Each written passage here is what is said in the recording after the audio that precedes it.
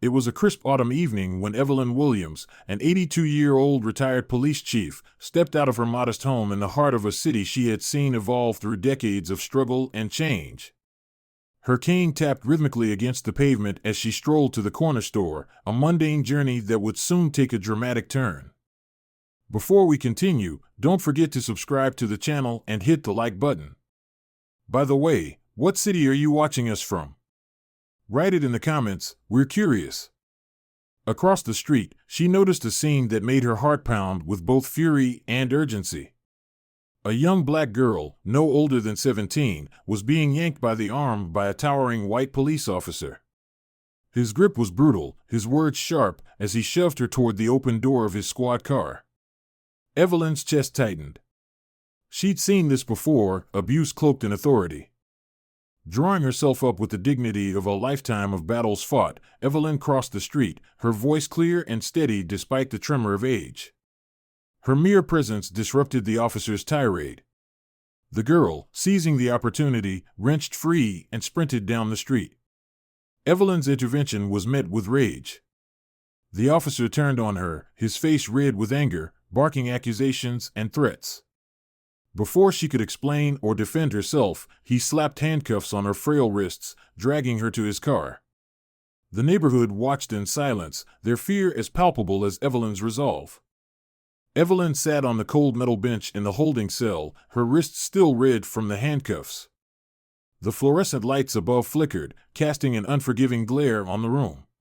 Around her, the quiet murmurs of other detainees filled the air, but Evelyn remained silent, her thoughts sharp and focused.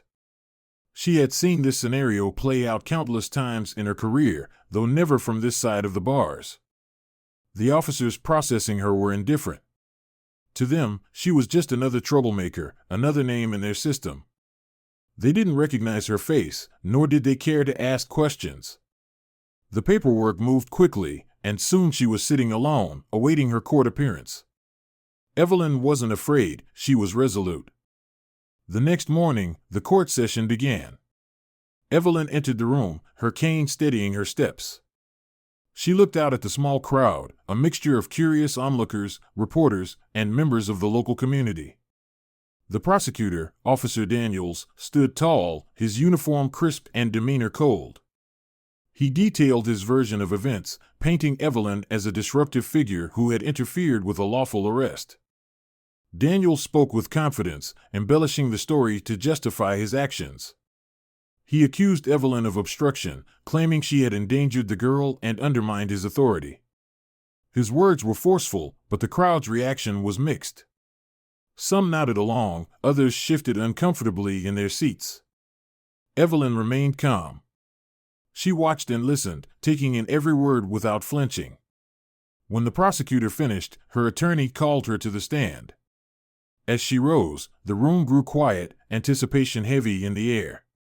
Evelyn took her place, her posture straight, her gaze unwavering. She knew the weight of her testimony would be critical, not just for her own defense, but for the broader implications of the truth she was about to reveal. Evelyn adjusted the microphone on the stand, her steady hands betraying years of experience in commanding attention. Her voice, though calm, carried the weight of decades of struggle. She began by recounting her history, a career spanning 3 decades as a police officer, rising through the ranks to become the first black woman to lead a precinct in her city. "I've faced challenges my entire life," she began. "Growing up in a segregated neighborhood, I learned early on that the system wasn't built for people like me. I joined the police force to change that, to protect the vulnerable, and to hold my colleagues to a higher standard." Evelyn detailed the countless incidents of racism she had faced within the force and on the streets. She spoke of the resistance she met as she tried to introduce reforms, often clashing with officers who dismissed her efforts to bring empathy and fairness to policing. She explained how, despite the odds, she pushed forward, believing that even small changes could make a difference. Then she turned her focus to the incident at hand. "I wasn't interfering with justice. I was protecting a young woman from injustice. I saw Officer Daniels handling her roughly, ignoring her tears and pleas. That wasn't law enforcement, it was abuse of power." Her words were measured but powerful. She explained how Daniels had immediately targeted her, not for what she had done, but for who she was. When I stood up for her, his anger wasn't about the law being broken. It was about being challenged by someone who looked like me. The courtroom was silent as she concluded. Evelyn's testimony wasn't just a defense, it was an indictment of systemic issues she had fought against her entire life. The jury leaned forward, absorbing every word. Even Daniels shifted uncomfortably, her account clearly striking a chord. Evelyn stepped down, her mission clear, to expose the truth, not just for herself, but for every person who had suffered in silence. Evelyn's testimony hung in the air like a storm cloud, heavy with unspoken truths. The jury exchanged uneasy glances, their initial detachment replaced by visible discomfort. Whispers spread among the courtroom spectators, growing louder as the weight of Evelyn's words settled in. The prosecutor rose, attempting to restore order and discredit Evelyn's narrative. "Your Honor, while her testimony is compelling, we must focus on the charges at hand." Officer Daniels acted within. A member of the jury interrupted, a rare but impactful move. "Compelling? It's more than that. It's a call to examine everything about this case." The judge silenced the murmurs but could not erase the shift in the room. The gallery, once reserved, now watched with growing indignation. Daniels, visibly tense, finally took the stand. His demeanor, once confident, wavered under the scrutiny. He repeated his initial accusations: Evelyn had obstructed justice, put others at risk, and resisted arrest. His voice, however, lacked the conviction it carried earlier. The jury didn't seem convinced.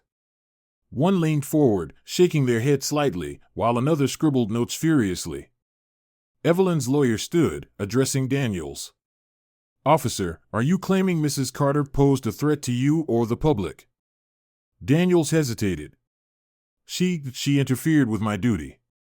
"And this duty was to handle a young girl accused of what exactly?" Daniels faltered, his words tangling. She was acting suspicious." The lawyer pressed further. "Suspicious enough to warrant manhandling her in public? And suspicious enough to arrest a retired officer of the law when she stepped in to de-escalate?" Daniels' silence was deafening. Then, from the back of the courtroom, someone audibly exclaimed, "This is a sham." The outburst was quickly subdued, but the sentiment echoed in the collective mood of the room. As the session adjourned for the day, the tension in the courtroom was palpable. Evelyn's story had planted seeds of doubt and accountability. The system itself seemed on trial, and the courtroom buzzed with a growing sense that this case was no longer just about Evelyn Carter, it was about something much larger. The courtroom reconvened the next morning, thick with anticipation. Officer Daniels appeared tense as he took the stand once again. His lawyer, visibly agitated, attempted to regain control, but Daniels unexpectedly raised his hand, signaling he wished to speak directly. "I have something to say," Daniels began, his voice unsteady but resolute. The judge granted him the floor, and Daniels exhaled deeply before addressing the room. "Yesterday, I sat here listening to Mrs. Carter's testimony, and something she said struck me. She spoke about serving with honor, about protecting even when it was difficult. It reminded me of a story my father once told me." The courtroom grew silent. "My father was a police officer. 30 years ago, during a chaotic raid, he was pinned down under fire. He told me he wouldn't be alive if it weren't for his partner, a brave woman who pushed him out of the line of fire and took a bullet that should have killed him. He spoke of her with the deepest respect and gratitude. That woman was Evelyn Carter." A murmur rippled through the gallery, and all eyes turned to Evelyn, whose calm demeanor remained unshaken. Daniels continued, his voice breaking slightly. "I didn't recognize her at first, but now I do. And knowing this makes what I did even more shameful. Yesterday, I let prejudice and power cloud my judgment. I wrongfully accused her, disrespected her, and dishonored the badge I wear." He turned to Evelyn directly. "I am deeply sorry for what I've done to you, Mrs. Carter. You didn't deserve any of it." The apology lingered in the air as Daniels shifted his attention to the judge and jury. I've failed as an officer, as a representative of justice. I ask this court not for leniency, but for accountability, for me and for the system I am part of." The room remained silent for a long moment before the judge called for order.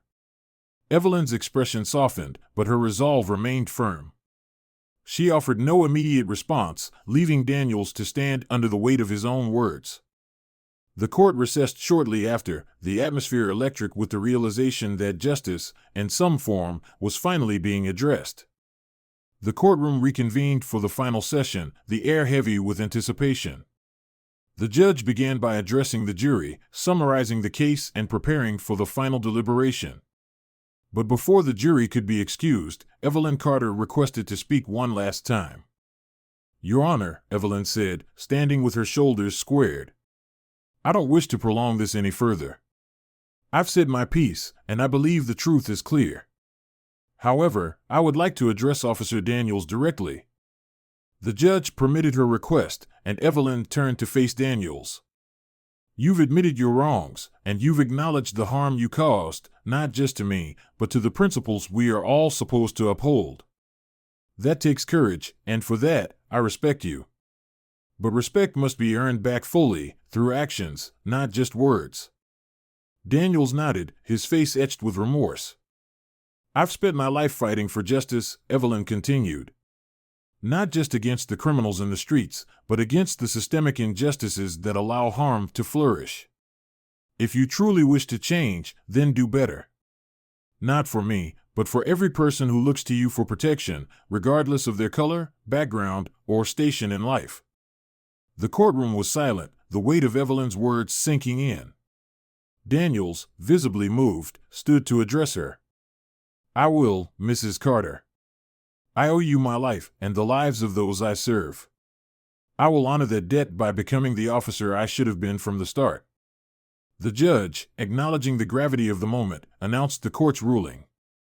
Evelyn's charges were dismissed, and Daniels was formally reprimanded, with a recommendation for suspension and mandatory training on racial bias and ethical policing. As the gavel struck, the tension in the room finally eased.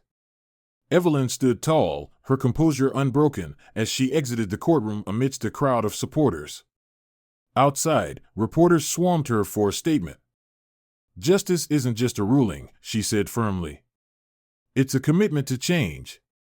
Today, we've taken a step, but the work is far from over."